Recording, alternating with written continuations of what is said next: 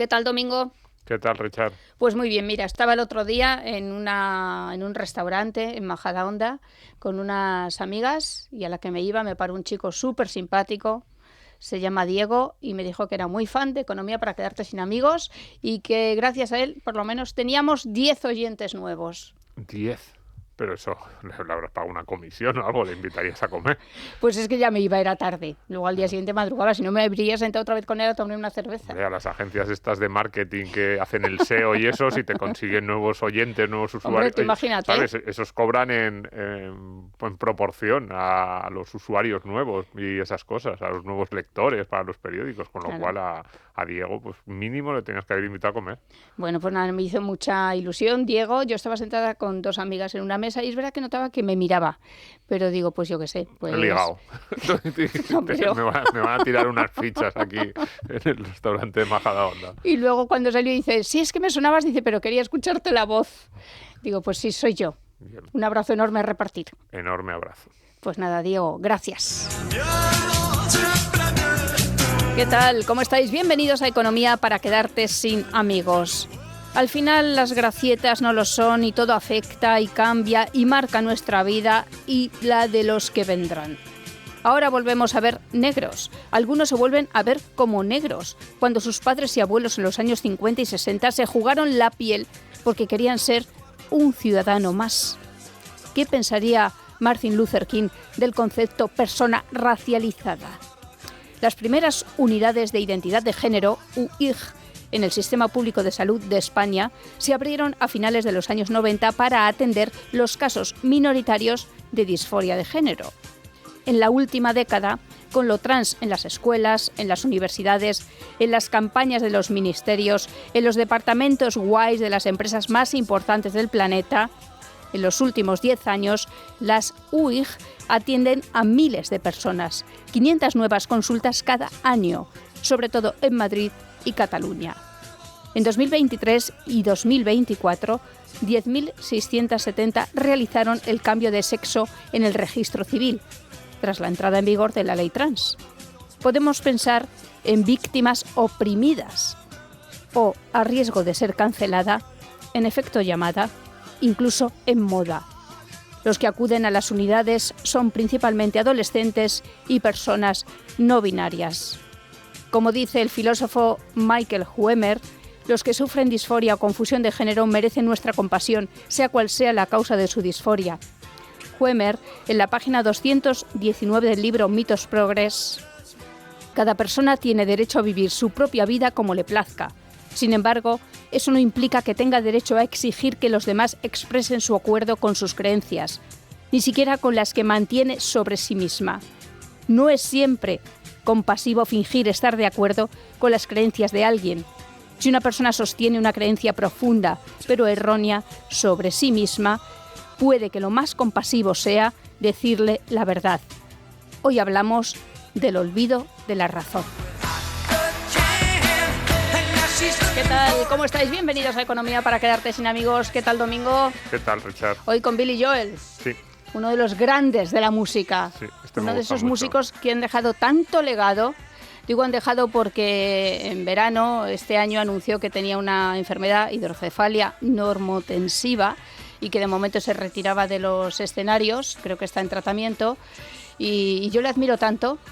Le admiro primero porque de joven tenía como arranques de ira y tiraba el piano en el escenario a tomar por saco. Y eso me encanta. Esto no lo sabía. Sí. Y luego porque, sabes que en su pueblo tenía una tienda de motos y de coches antiguos, porque le encanta la estética vintage. Y decía que se está perdiendo la estética, se está perdiendo lo bonito. Y que las nuevas generaciones tenían que observar cómo se hacían las cosas antes. Y estoy absolutamente de acuerdo. Sí, yo cada vez estoy más en esa línea. La reivindicación de la belleza y de las cosas bien hechas por el hecho de que estén bien hechas, de la artesanía, pero no artesanía como pensamos en un señor ahí haciendo un trabajo de manual, que también, sino artesanía en el mejor de los sentidos, en todas esas cosas que han hecho antes que nosotros, que nos han ido enseñando técnicas, esa forma de hacer bien las cosas, que parece que ahora solo buscamos la utilidad, el precio o la apariencia, ¿no? Algo que sea como muy aparatoso, pues muy de acuerdo en eso. Hoy tenemos con nosotros a un filósofo que seguramente defenderá también esta premisa, ¿verdad? No sé, preguntaré a ver. Santiago Navajas, ¿qué tal?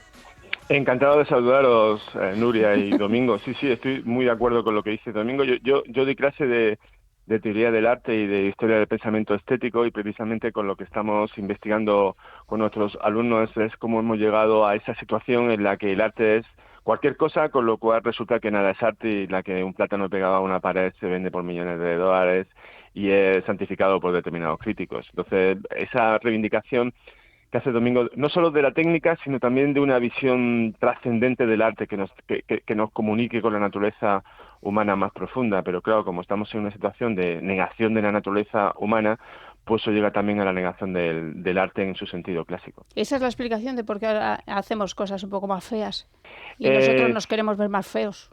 No solo feo, porque tú, fíjate que, por ejemplo, Umberto Eco tiene uno de los libros más impresionantes que se ha hecho nunca sobre arte, que uno es Historia de la Belleza y otra es Historia de la Fealdad. Es decir, que tradicionalmente se ha podido hacer arte sobre lo feo, ¿no? Y la tradición española está llena de gente como Velázquez, como Goya, como Picasso, que hicieron de la fealdad una categoría estética, pero eran capaces de transmutar la fealdad en belleza y en arte, ¿no? Sin embargo, hoy en día lo que se reivindica es un negacionismo tanto del arte y como esa posibilidad efectivamente de trascender la fealdad y convertirlo en una obra bella. Bueno, hoy está con nosotros Santiago Navajas para hablar de mitos progres, que yo creo que están más extendidas que las canciones de Billy Joel, los mitos progres. Para ti, ¿cuál es el peor, Santiago? Pues en la actualidad el que más me preocupa, porque hay muchísimos, y esto, por ejemplo, Michael Hume, de que hablaremos después en su libro Mitos Progre, identifica muchos que tienen que ver tanto con el feminismo, una versión tóxica del feminismo, el género, la economía, los científicos, pero como te decía, a mí el que más me preocupa es el que está vinculado con los judíos y con el antisemitismo, porque están hoy en día los judíos ante una amenaza existencial de nuevo, como pensamos que nunca se iba a producir. El último atentado que se ha producido en Australia es la última muestra de esta ola de antisemitismo que es vinculada a muchos mitos, a muchos libelos de sangre que se están promoviendo en muchos lugares del mundo. Pensábamos que solo era en sitios, por así decir, marginales dentro del sistema mundial, pero se ha instalado de nuevo en lo que serían los núcleos fundamentales de la civilización occidental, como es Europa, Estados Unidos y Australia. Entonces, ahora mismo los judíos que no solo se encuentran inseguros en sitios como Israel, que están acosados por países islamistas que lo quieren ver destruido, sino que en sitios como París, Londres o Sydney, de nuevo ven como sienten una espada de Damocles sobre su cabeza solamente por el hecho de ser judíos. Entonces, esos mitos antisemitas son los que más me preocupan ahora mismo en el mundo, aunque hay muchos más. Una de las claves del wokismo es la resignificación del lenguaje. Y en este sentido es verdad que Holocausto se ha vuelto a resignificar. Y, con todo por ejemplo, lo de Palestina, por ejemplo, ¿no? Efectivamente, y una de las cosas que hacen es parasitar conceptos que son nobles, pero los convierten en conceptos tóxicos. Hemos visto, por ejemplo, como las radicales del feminismo ahora son las que dominan las manifestaciones feministas, y en vez de reivindicar los derechos de las mujeres, precisamente están haciendo campañas contra los hombres, y en particular contra los hombres heterosexuales blancos, que se han convertido en los grandes villanos dentro de todo ese sistema woke o progre que está infectando sitios tan fundamentales como son los medios de comunicación, los partidos políticos y la propia academia. Entonces, si de donde se discuten las ideas ya no se permite discutir esas ideas porque se consideran tabús defender la verdad, la objetividad y la imparcialidad, pues en ese sentido sí que estamos perdidos, porque estamos perdiendo los que serían los baluartes de defensa de la verdad. Pero precisamente el principal ataque que hacen los progress woke es contra esos mismos conceptos de verdad y de objetividad, porque se pretende sustituir el logos, la racionalidad, por la empatía y por la sensibilidad. No es que la empatía y la sensibilidad no sean importantes, pero tradicionalmente en el pensamiento occidental siempre han estado, por así decir, bajo el control de la racionalidad, y eso es precisamente lo que se ataca hoy.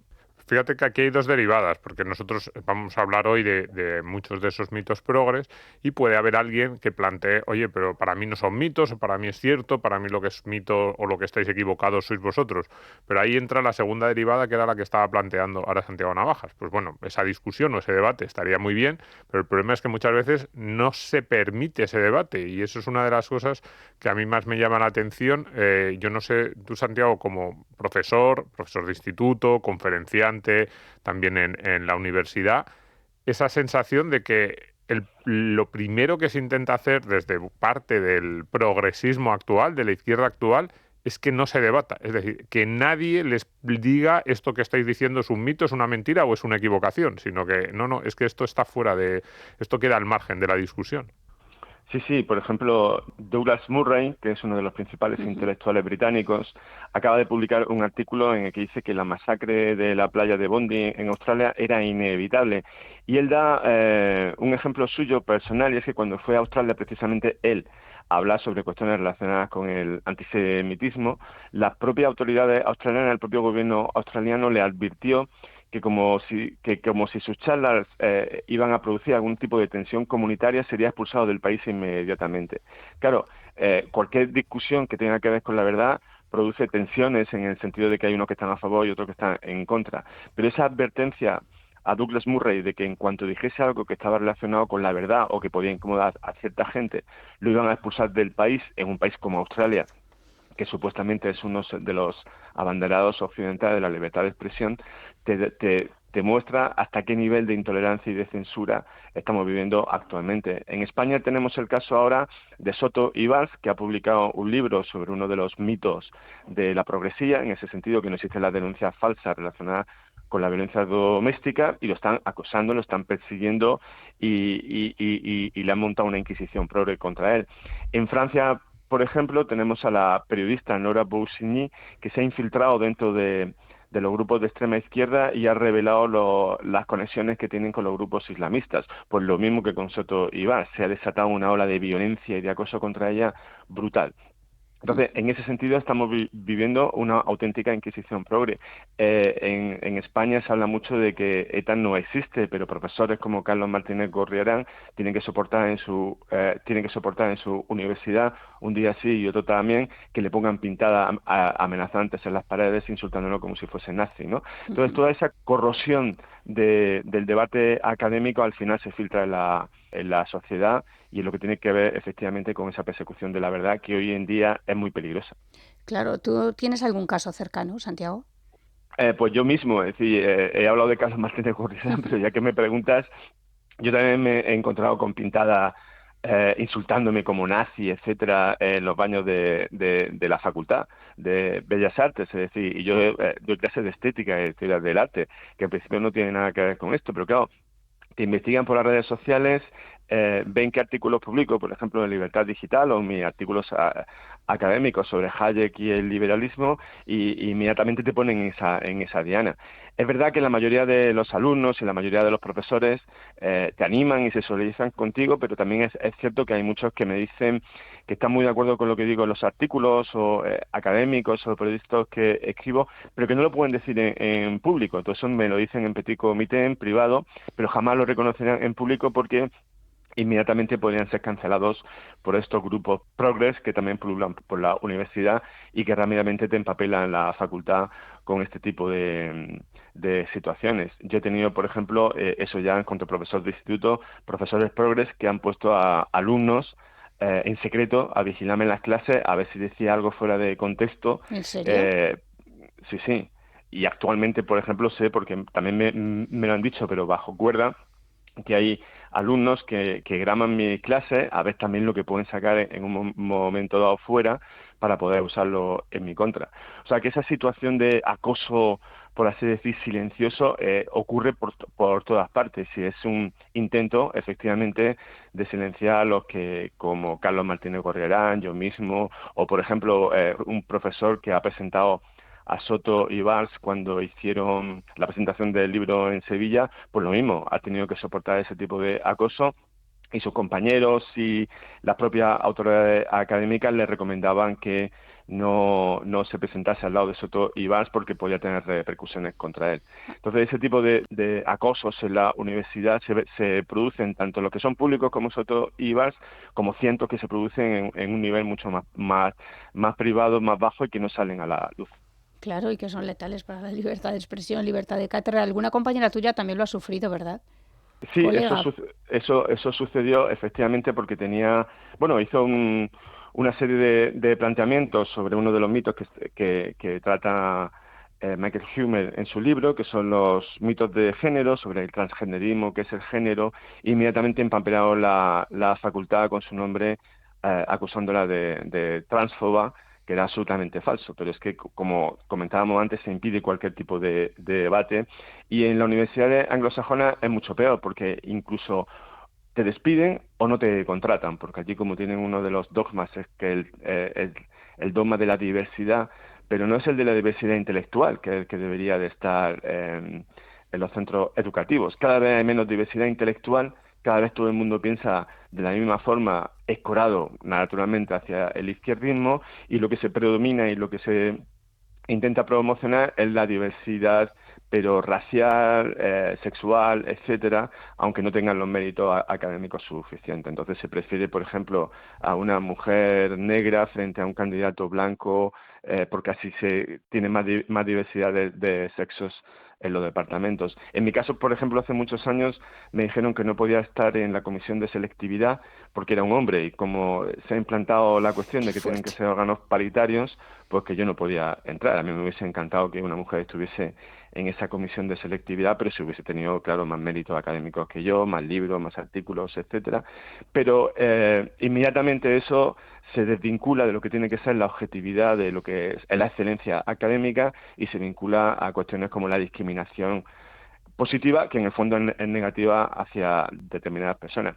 Y lo peor es que, como ese virus, por así decir, se ha hecho transversal a todas las ideologías políticas, llega un partido como el Partido Popular, que también está atrapado dentro de esos mitos, y no hace nada para desmontar lo que han construido desde la izquierda en el sentido de persecución, en el sentido de discriminación, sino que, como tienen ese complejo de inferioridad intelectual y moral frente a la izquierda, pues muchas veces lo refuerzan, como ha pasado con la consejera de Igualdad de Moreno Bonilla, que apoyó ya también la censura contra la presentación que iba a hacer Soto Ibas en una biblioteca de Sevilla.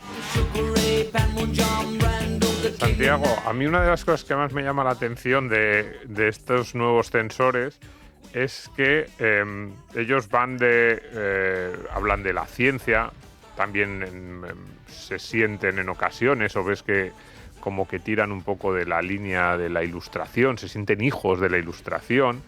Te dicen, pues, por ejemplo, con el cambio climático, muchos de estas causas verdes que les gustan, pues que reivindican el saber científico frente a, bueno, pues como guía, ¿no? Pues para tomar las medidas que nos dicen que tenemos que tomar.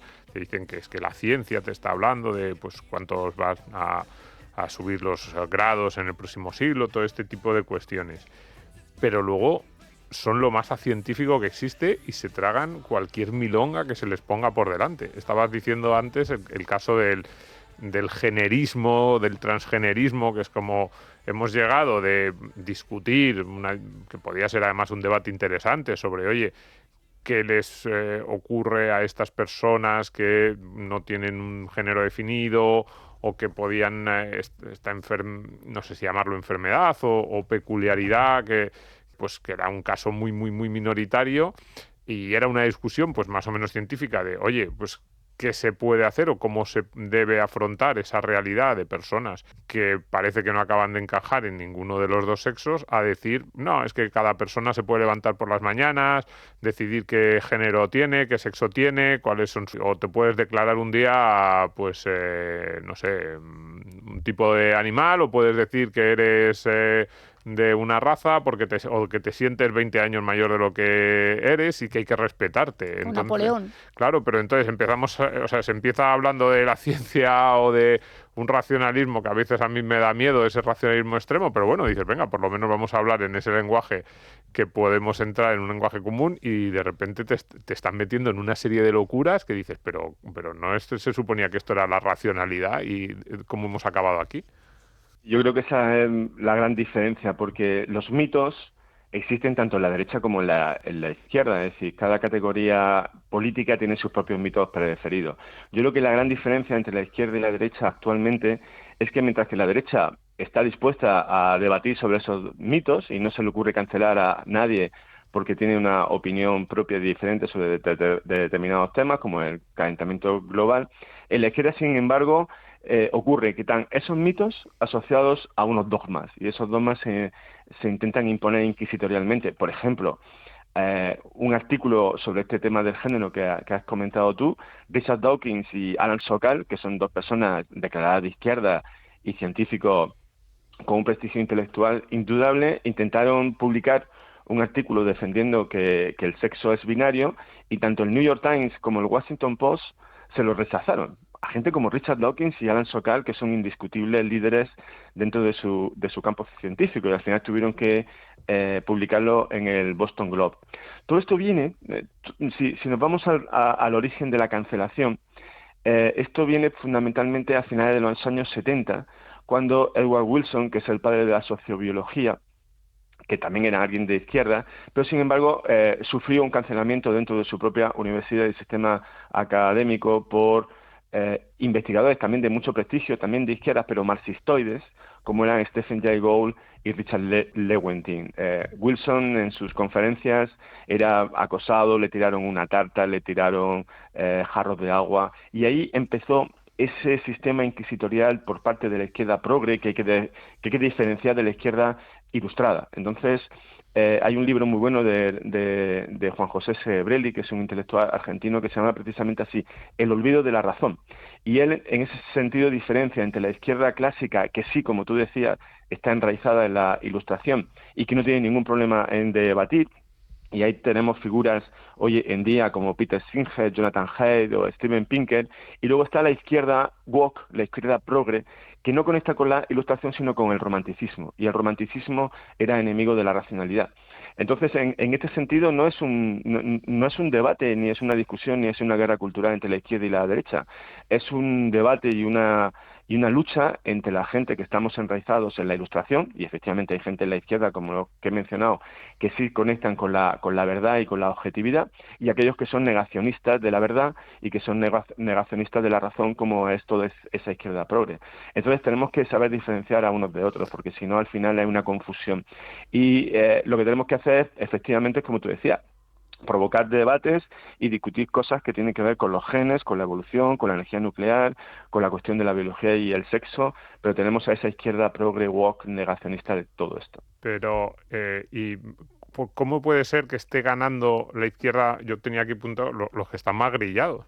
O sea, uno ve ahora a los referentes de la izquierda que aparecen en las televisiones españolas, en las tertulias, en las radios, y dices, es que ya no son solo los que menos saben de muchas cosas, no son solo los que dicen o sea, los que da la sensación de que tienen un pozo cultural. Estabas citando, pues tú fíjate, citabas a Pinker, citabas antes a Dawkins, citabas a Jonathan Haidt, que ahora Jonathan Haidt en ocasiones te lo venden como un autor de derechas, cuando es un tipo que ha sido demócrata de toda la vida, ha trabajado para varios candidatos demócratas en campañas en Estados Unidos, pero ya no solo es que digas qué diferencia hay en el nivel cultural, sino que los que están ganando son los tipos más descerebrados. O sea, dicen unas cosas que a cualquier persona normal piensa, ¿cómo puedes ser tú la referencia de nadie? Pues esa es la referencia de buena parte de la izquierda. En ese debate entre la izquierda, ¿cómo puede ser que están ganando los que están más pirados? Pues porque sucede una cuestión que nos enseñó Lenin durante la Revolución de Octubre en Rusia, y es que un grupo pequeño pero muy bien organizado y muy violento se puede imponer a una mayoría silenciosa y acobardada y que no está tan bien estructurada para resistirse a eso. Entonces lo que están utilizando son las tácticas bolcheviques que utilizó Lenin y que utilizó Trotsky para, a partir de una minoría, como te decía, muy pequeña, pero sectaria y muy violenta, pues están imponiendo al resto de la gente. Claro, cuando esa pequeña minoría se presenta delante de una librería para que no presenten un libro, pues la mayoría de la gente que es tranquila y que no quiere líos y que tampoco detesta la violencia, pues va a no enfrentarse a esa gente. Entonces, al final, los agresivos son los que consiguen imponer sus puntos de vista minoritarios y dogmáticos al conjunto de la sociedad. Y eso lo vimos con los bolcheviques en Rusia y lo vimos con los nazis en Alemania, y lo estamos viviendo en nuestras sociedades democráticas ahora. La mayoría silenciosa no es capaz de contrarrestar a esa minoría agresiva y violenta. ¿Cuál es el único antídoto frente a eso? Pues lo que demuestran una virtud fundamental que tiene que ver con el intelecto, pero que no es intelectual, tiene que ver con la voluntad, y es el coraje moral para enfrentarse a todo este tipo de gente a pesar de todas las agresiones que puedan sufrir. Coraje moral es el que manifiesta Soto y Valls enfrentándose a una manada de pseudofeministas que ni siquiera ha leído el libro, y que en esos programas le conceden el mismo trato que a Soto y Valls, es decir, que también es una responsabilidad de los medios de comunicación. Coraje moral lo tiene esta periodista Nora Boussigny, que es capaz de infiltrarse en las redes de extrema izquierda y luego denunciar sus conexiones con el antisemitismo y con el islamismo, a pesar de que está sufriendo otro tipo de violencia y agresividad brutal. Coraje moral es el que tiene, por ejemplo, J.K. Rowling, que ya lo tiene relativamente fácil porque tiene un colchón de todo ese dinero que le permite en las redes sociales no temer por el cancelamiento. Pero Rowling lo que hace precisamente es dar voz a toda esa gente que está siendo acosada, que está siendo despedida por defender nada más y nada menos que la verdad. A mí me hace mucha gracia la gente que dice, por ejemplo, respecto al libro de Stefan Zweig de Castellio contra Calvino. Hay que ver qué valiente era Castellio cuando defendió la verdad y a Miguel Servet contra ese inquisidor que quemó a Miguel Servet, que era Calvino. Pero claro, se leen el libro, pero luego no toman el ejemplo de Castellio, que precisamente enfrentaba un riesgo físico por enfrentarse con Calvino. Entonces, ese virus inquisitorial sigue existiendo a través de toda la historia, y necesitamos gente que tenga ese coraje moral para enfrentarse a esa minoría agresiva que consigue imponerse un punto de vista mediante la fuerza. Y bueno, ya que estamos en Es Radio y Libertad Digital, ahí tenemos otro ejemplo con Federico Jiménez Los Santos, claro, y con todos vosotros que hacemos ese tipo de crítica, pero no solo contra la izquierda, porque Federico Jiménez Los Santos lo mismo critica a Pedro Sánchez que a Santiago Abascal, a Vox o al PP. Es decir, hace falta tener un compromiso con la verdad que te impida ser un sectario, porque tú puedes ser de izquierdas y de derechas. El problema es cuando te conviertes en un sectario que no quieres ver la verdad tal y como la verdad es. Y como dice Pablo Malo en su presentación del libro de Michael Huemer, pues esa negación de la realidad se mezcla además con un blindaje moral que hace que aquellos que critican tu punto de vista no solo están diciendo algo que no se corresponde con lo que tú dices, sino que además son malos. Y como son malos, hay que terminar con ellos. Yo la verdad que soy más optimista, creo que vosotros. Soto y Valls está llenando teatros. En las presentaciones de su libro se le quedan pequeñas las librerías. Creo que cuando hace esos debates en televisión con feministas o con Susana Díaz, yo creo que quedan fatal. Para empezar, es que nos han leído el libro y lo dicen abiertamente. Creo que se está ganando la batalla. Sí que es verdad que las élites están del lado oscuro. Es decir, los periodistas, los políticos. No sé si ahí, en todas esas élites, quien se libra, por ejemplo, son los jueces, la justicia. Sí, claro. Hay una serie de personas como los jueces, y en este sentido los jueces del Tribunal Supremo, porque claro, tú fíjate que toda la reforma que está intentando hacer el PSOE es para no solo asaltar los órganos judiciales en su más alta jerarquía, ¿no? Y por ejemplo el Tribunal Constitucional ya está colonizado por el Partido Socialista, sino ahora la última reforma que han hecho ha sido una reforma de forma tal que los nuevos jueces tengan que pasar obligatoriamente por una escuela de jueces en los que le van a adoctrinar sobre los postulados de la supuesta violencia de género. Entonces, en ese sentido son muy hábiles, porque siguen, y en este sentido hay que cambiar de Lenin a Antonio Gramsci, ¿no? Y Antonio Gramsci lo que le dijo a la gente de izquierdas es que el capitalismo y las sociedades liberales en general no se podían derrotar por una revolución violenta como la de Lenin, sino dominando las instituciones educativas y las instituciones que son las que moldean la mente de la gente. Entonces, el sistema educativo está perdido en este sentido casi absolutamente. Quedaba, por ejemplo, ese referente de la escuela judicial donde supuestamente habrían que enseñar a los jueces, pues, por ejemplo, la teoría de John Rawls acerca del velo de ignorancia que hace que uno pueda juzgar determinadas situaciones sin sesgos de ningún tipo, motivado únicamente por la objetividad. Pues no, van a llegar los socialistas y les van a obligar a los nuevos jueces, a las nuevas jornadas de jueces que son más manipulables, a ponerse unas gafas violetas, unas gafas de género, unas gafas sociales, con lo cual el sistema judicial se va a ver corrompido por la base, porque una vez que se critica que se pueda tener esa visión objetiva y neutral respecto a los temas, pues ya han conseguido que las sentencias estén orientadas no en base a la justicia, sino en cuestiones que tengan que ver, por ejemplo, con eso que llaman justicia social, que en la mayor parte de los casos no es más que resentimiento. Ni Lo mismo justicia ni social. Claro, con el célebre caso de La Manada, que al final Claro. consiguieron cambiar la primera sentencia que se había hecho, porque en cuanto salió la sentencia sin que nadie se lo hubiese leído, pues ya había una manifestación por las calles haciendo una persecución contra esos jueces.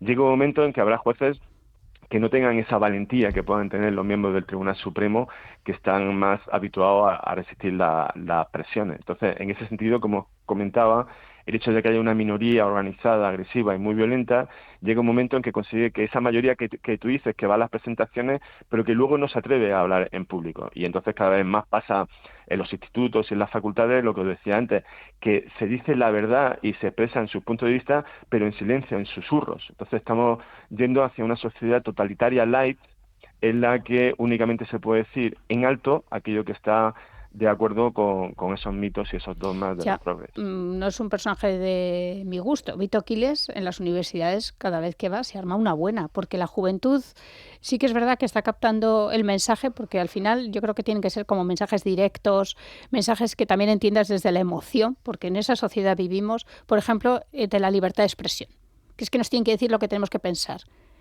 Entonces Sí, yo creo que pero sí que hay parte de los estudiantes que están conectando con esa parte de Vito Quiles, por ejemplo. exacto, pero eso es precisamente lo que me preocupa, que claro, una vez que se organizan estos grupos que al final confunden la verdad y la búsqueda de la objetividad con determinados mitos y dogmas, ¿qué es lo que está pasando con la juventud? Que está pegando un pendulazo. Y entonces Sí. lo que está yendo la juventud es hacia un tipo de aproximación que es idéntica a esa que estamos criticando. Entonces es un tipo de juventud que se basa también en mitos y en dogmas. Entonces sustituir una actividad de mitos y dogmas por otros mitos y dogmas, pues estamos precisamente dentro de esa dinámica que persigue los woke, que al final no sea Ya. una discusión racional, sino que sea un enfrentamiento entre sectas. Y eso le beneficia mucho a gente como José Luis Rodríguez Zapatero, Pedro Sánchez, porque recordad cómo en aquella célebre entrevista con Gabilondo se dejaron el micrófono abierto y precisamente dijo Zapatero eso, que lo que buscan, porque les favorece a ellos, es la tensión social. Y nosotros necesitamos no tensión social, sino tensión académica, en el sentido de lo que se busque no el enfrentamiento por el enfrentamiento. Fijaos que lo que busca gente como Zapatero y como Pedro Sánchez es precisamente que haya, y eso es lo que critica también Michael Hume en el libro, una sociedad divisiva, malintencionada y donde reine la discordia. Y por eso buscan estos enfrentamientos entre blancos frente a negros, hombres frente a mujeres, viejos contra jóvenes, ricos contra pobres. Y eso es lo que están consiguiendo con manifestaciones como la de Vito Quiles, que no es más que precisamente una explosión en el sentido contrario, pero no deja más que ser una explosión en ese sentido de creación de la discordia. Qué maravilla de canción, Domingo. Sí. Maravillosa, preciosa, cómo suena ese piano. Seguro que a Santiago también le gusta. Me ha encantado, además que lo estamos poniendo así como muy dramáticos y muy trágicos con razón, pero hace falta un poco de este tipo de música para relajarnos, efectivamente. Claro que sí. Te gusta mucho el de Mitos Progres, ¿verdad? El libro. ¿Por qué tantas ideas del progresismo actual se aceptan como verdades sagradas y a dónde nos están llevando? Sí, además Michael Hume es un intelectual de primer nivel que tiene un libro maravilloso, es un tocho de 600 páginas sobre el problema de la autoridad política, un ensayo académico impresionante de John Locke, contra Thomas Hobbes. Él es un académico libertario y en este sentido los libertarios están muy acostumbrados a que los critiquen. Entonces, desde Ludwig von Mises y Murray Rothbard pues han desarrollado esta capacidad de enfrentarse sin miedo y de tener este coraje moral que le hace que no se sientan arredrados por las amenazas de los progres. Pero el libro que ha publicado ahora no es tanto un libro académico, sino divulgativo. En ese sentido es muy ameno, es muy instructivo, da muchísima información de una forma sencilla que no simple. Entonces combina muy bien lo que es un análisis académico de fondo, pero con una divulgación amena que es muy interesante y al alcance de todo el mundo. Además, también el prólogo de Pablo Malo, que es un psicólogo que es muy activo en Twitter y que tiene una página en Substack muy buena donde desarrolla los hilos que alguna vez se hace en Twitter. Entonces lo hace un libro muy recomendable para quien quiera enfrentar a todos esos mitos y también tener una especie de receta para resistirse a ellos. A Domingo y a mí creo que la parte que más nos ha gustado, quizás la que más desconocíamos también, es la primera, la que tiene que ver con el racismo. Me gusta mucho además cómo están estructurados los capítulos. Siempre propone primero el mito.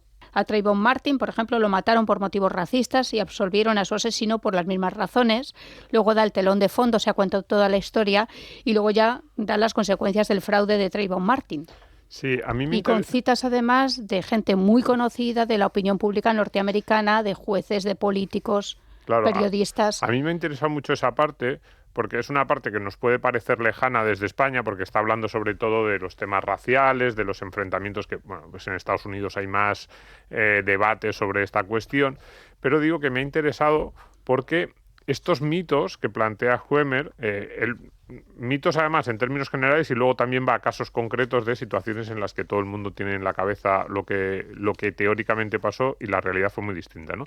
Pero digo que estos mitos que plantea Huemer sobre la cuestión racial en España ya ni siquiera son mitos, son el punto de partida de cualquier discusión, son casi un poco no sé cómo decirlo, es la opinión pública general, nadie se plantearía algo diferente. Si tú te pones a hablar en España con alguien o sales en una entrevista en televisión sobre la cuestión racial en Estados Unidos, probablemente tu punto de partida sea algo del tipo, no, es que todos sabemos que en Estados Unidos hay una discriminación brutal de la policía hacia la población de raza negra, no, es que todos sabemos que en Estados Unidos las personas de los afroamericanos sufren una serie de situaciones intolerables en su trato con la policía o la justicia. Entonces, ya partes de ahí, ¿no?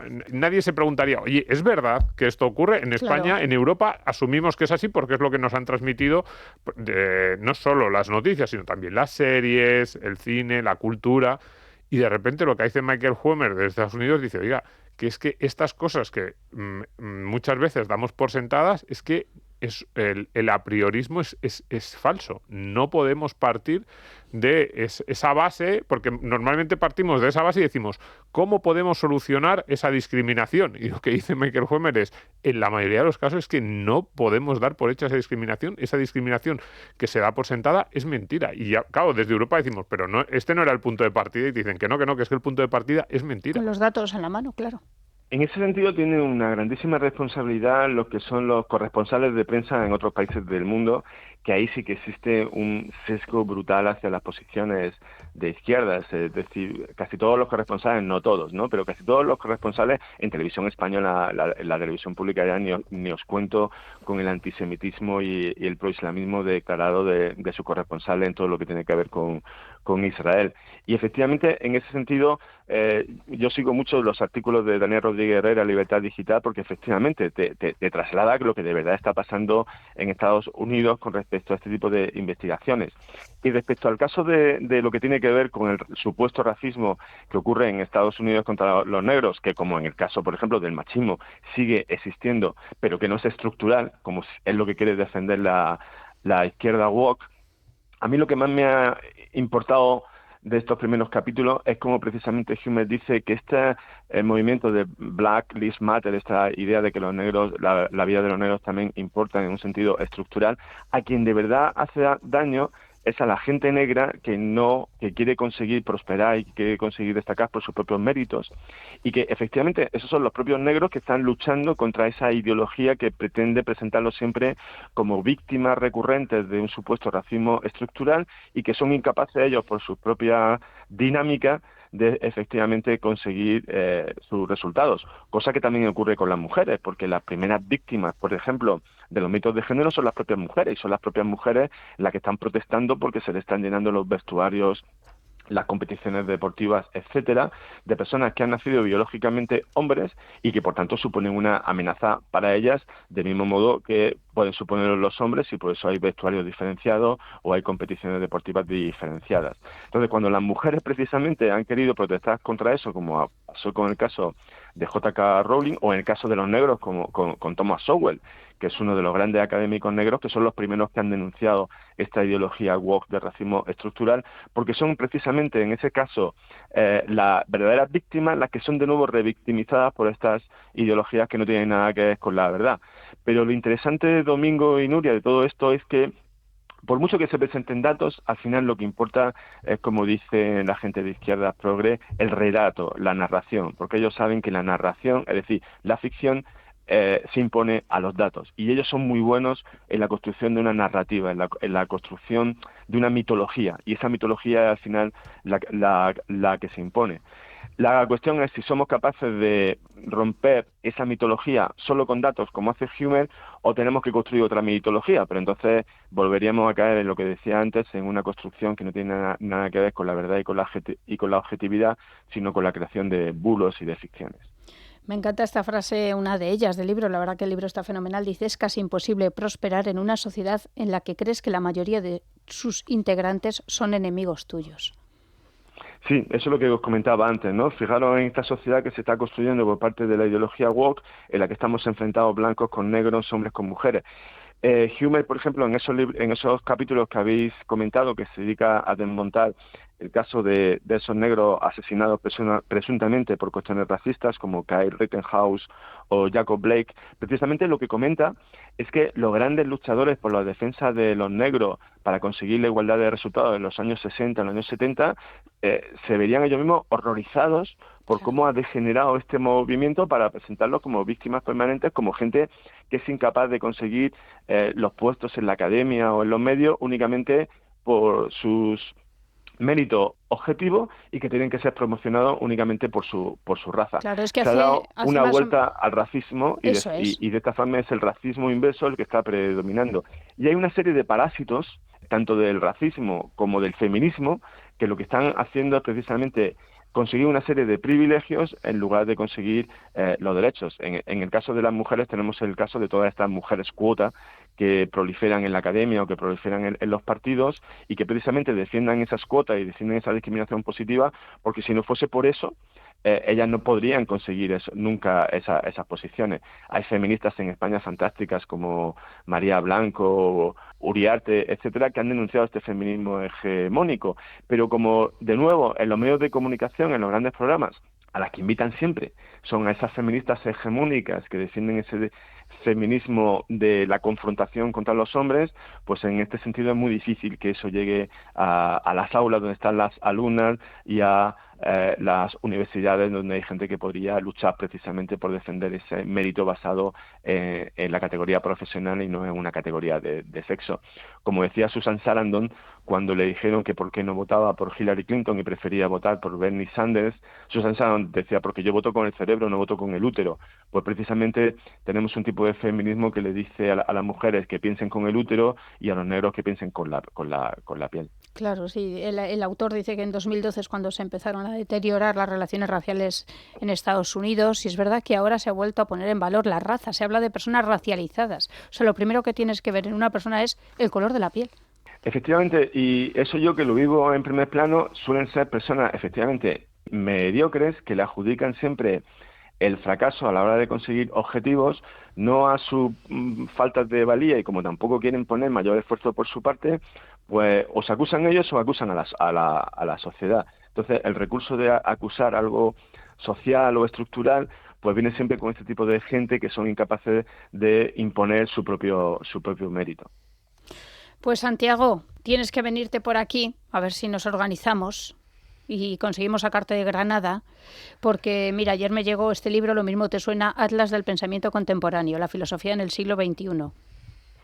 Ese es un libro muy bueno y muy académico, me decía. Sí, ese es un libro que he coordinado yo con grandes profesores de filosofía y que ponen una especie de atalaya sobre lo que se está haciendo hoy en día en el mundo de la filosofía en muchos campos, desde la filosofía de la economía, la ontología, la filosofía política. Me preguntaba hace poco uno en las redes si ahí todo el mundo que colabora con ese libro comparte mis puntos de vista liberales e individualistas, y yo le decía que no, porque este es un libro estrictamente académico en lo que los profesores lo que hacen es mostrar académicamente cómo es el campo de su especialidad y que no traducen sus puntos de vista sobre el tema. Con lo cual es un libro académico, no es un libro ni divulgativo ni ensayístico. En este caso yo colaboro con un libro sobre filosofía de la tecnología, porque ya había publicado hace años un libro precisamente sobre ese campo de especialidad, El hombre tecnológico y el síndrome de Blade Runner. Entonces yo creo que nos ha quedado un libro muy completo, muy profundo, pero al mismo tiempo muy divulgativo y que puede llegar a muchos tipos de gente que está interesado en la filosofía y lo que se hace actualmente en multiplicidad de campos, desde también la filosofía de la cultura o la epistemología o la fenomenología. Publicado Y por... sí, estaremos encantados de hablar contigo de este libro próximamente. En Almuzara, y nada, siempre Santiago dando su toque pop, de cultura popular, Blade Runner. Sí. Es un genio. Sí, le tenemos que traer a Madrid. Ahora que no está Morante en San Isidro, ya va a ser más difícil que se venga. Tenías que sacarlo, ¿eh? Hombre, sí. Es que eso, hemos empezado hablando de la belleza y no ha habido ninguna noticia más dramática.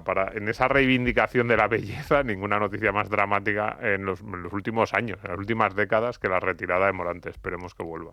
Sí, tuve la oportunidad de verlo también en Pontevedra, cuando lo cogieron allí también en Pontevedra, y ahí ya tuve una mala sensación de que estaba ya en el límite, porque venía también de que lo habían cogido en el puerto de Santa María, creo, y entonces estaba ya un poco en su límite, ¿no? Y tuve una mala sensación que se confirmó luego con su retirada, que es una gran tragedia para el mundo de los toros.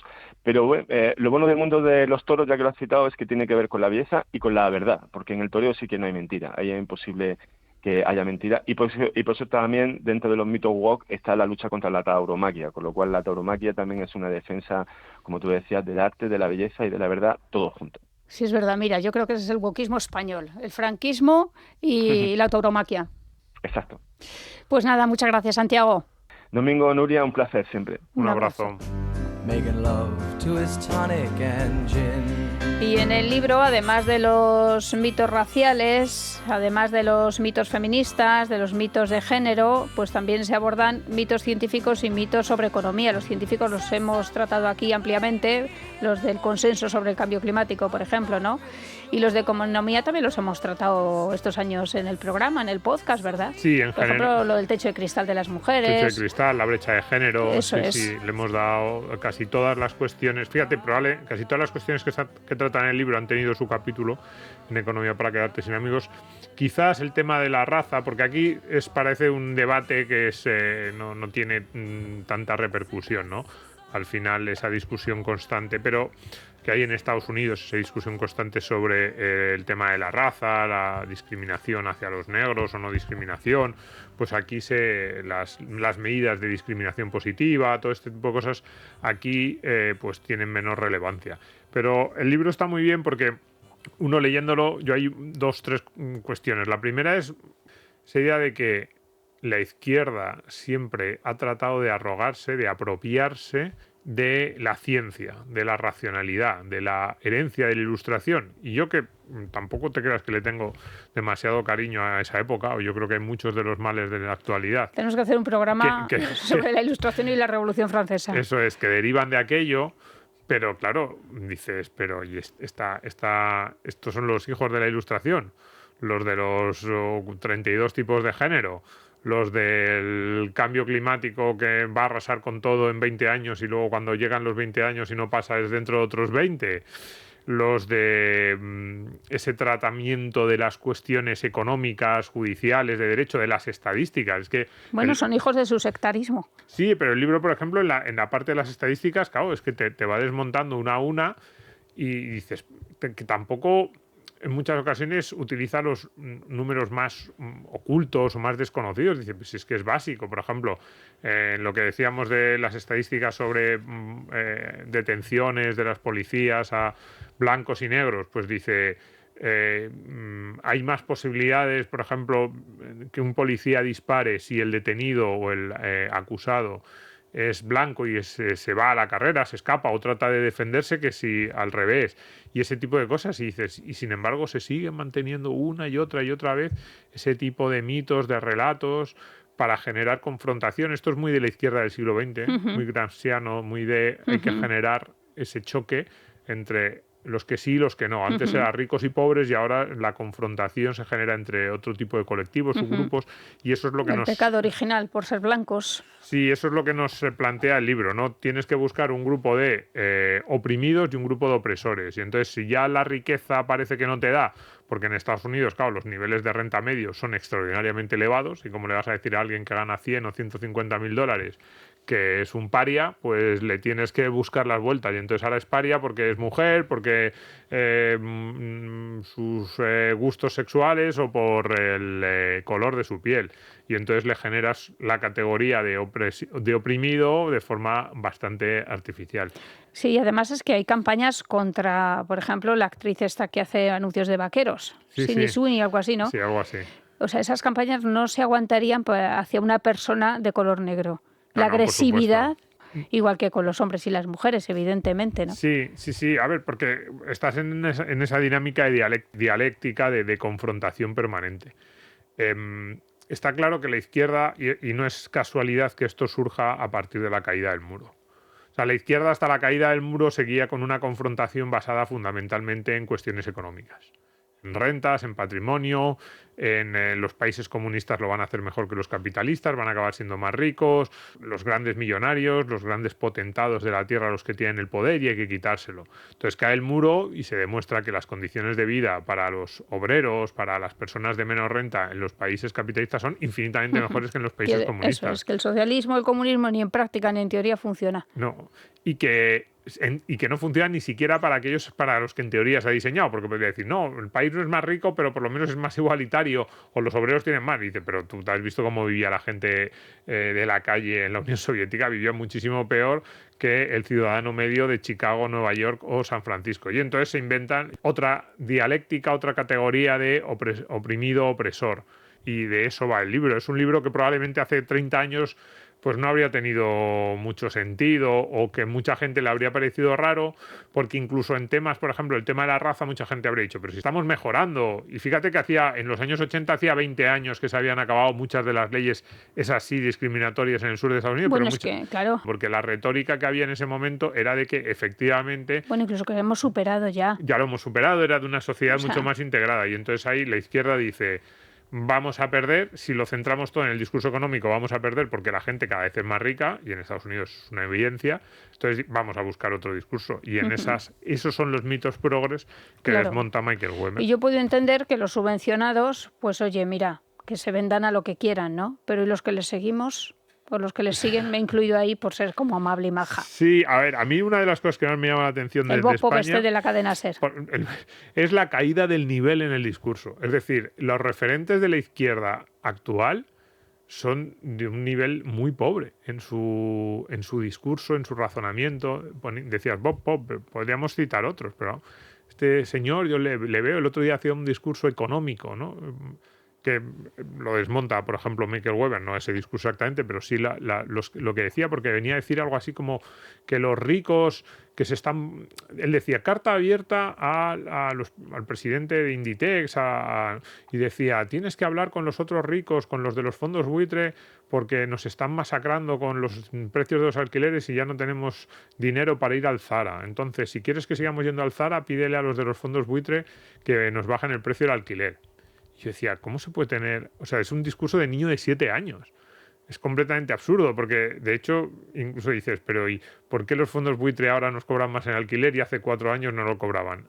Si tenían el mismo, incluso en algunas ocasiones hasta más viviendas. Porque eran más buitres. Claro, ahora son más buitres, se han hecho peores personas. Si antes los alquileres eran más baratos que ahora, la razón de la carestía de ahora no puede ser la avaricia de los dueños de los fondos buitre, porque hace 3-4 años eran parecidos. Es como cuando te suben los precios de los huevos, del aceite, de la carne, y dicen, no, eso es porque es culpa de Juan Roig. Dices, pero sí, ¿qué pasa? Que hace un año, cuando la carne valía un 40% menos, Mercadona no existía en España. Son cosas absurdas, de verdad son discursos de niños de 7 años. Y Pero sin que están embargo, en la cadena, sería en prime time. Sí, bueno, o lo de Mercadona lo dicen Irene Montero o Yone Belarra, que dices, ¿cómo pueden ser Ya, pero bueno, los esas referentes esas están subvencionadas Sí, pero y viven de eso. ¿Cómo puede ser referente de la izquierda Pero que alguien se trague eso. Alguien que dice que plantea ese tipo de discursos absurdos? Todos los fenómenos a los que se achaca la culpa, por ejemplo, digo, si hablamos del precio del alquiler o hablamos de la inflación de los alimentos, todos ya estaban. Y sin embargo, es el discurso mayoritario. Pero nadie mira al Estado. Nadie no, mira a las políticas. Claro, pero de este ahí gobierno, ya entraríamos en un debate de segundo orden de. Pero yo es el debate que me gustaría tener, porque alguien desde la izquierda dice, no, el problema está en que el mercado está desequilibrado, o el problema está en que fíjate, incluso si dices eso, hay demasiadas viviendas vacías, o se han ido acumulando viviendas vacías, y yo en ese caso podría llegar a decir, bueno, vamos a entrar en la discusión, si hay muchas viviendas vacías, dónde están, si están en Madrid, lo que hemos hablado en este programa, en otros cuando hemos hablado sobre la vivienda. Pero echarle la culpa de que suban los precios, ya sea del aceite o de la vivienda, a la avaricia de los dueños de las grandes empresas, como si los dueños de las grandes empresas hubieran nacido hace 3 meses, o sea, pues esto es lo que está haciendo Irene Montero con los huevos. Decía que la culpa de que los huevos hayan subido en el último año es que Juan Roche es un avaricioso. Como si hace un año, cuando los huevos valían un 30% menos, Juan Roche no fuera el dueño del mayor supermercado de España. Y sin embargo, ese discurso cala. Es una de las cosas que más me llama la atención. Un nivel argumental de niño de primaria. No lo puedo entender. En fin, nos vamos. Bueno, pues nada, ya hemos inaugurado el año, ¿no? Sí. 2026. Eso es. Madre mía, es que no me lo llego a creer yo. Que ya estemos en 2026. Claro, como mi vida de vampira pasa tan lenta. Ya. Claro, no avanzo en mi vida de vampira. Ya, pues yo sí me lo creo y me parece bien. Antes de ayer estaba en la Edad Media, ahora ya estoy aquí. Ahora estás aquí, pues bien. Claro. Yo, viendo a ver qué hace la IA. Sí, efectivamente, ahí estamos todos, pero no sé, ¿qué quieres? Que me ponga filosófico porque estamos el día... Tienes aquí el micro, tienes tus oyentes, no, porque puedes expresarte. No tengo nada que decir respecto al hecho de que estemos en enero de 2026, pues me parece bien y ya está. A partir de ahí lo dejo todo en tus manos. Es conversación de ascensor. Sí. Y ahora de esto pasamos al tiempo. Eso es. Pues nada, que muchas gracias a todos por estar ahí. Hay que cortar por lo sano. Ya no tiene nada más que decir y además es que no quiero hablar. Domingo, yo ya le leo en los ojos. Que gracias a todos por estar ahí, que estamos los domingos en el radio a las 12 de la noche y en todas las plataformas de podcast. Un abrazo enorme a repartir.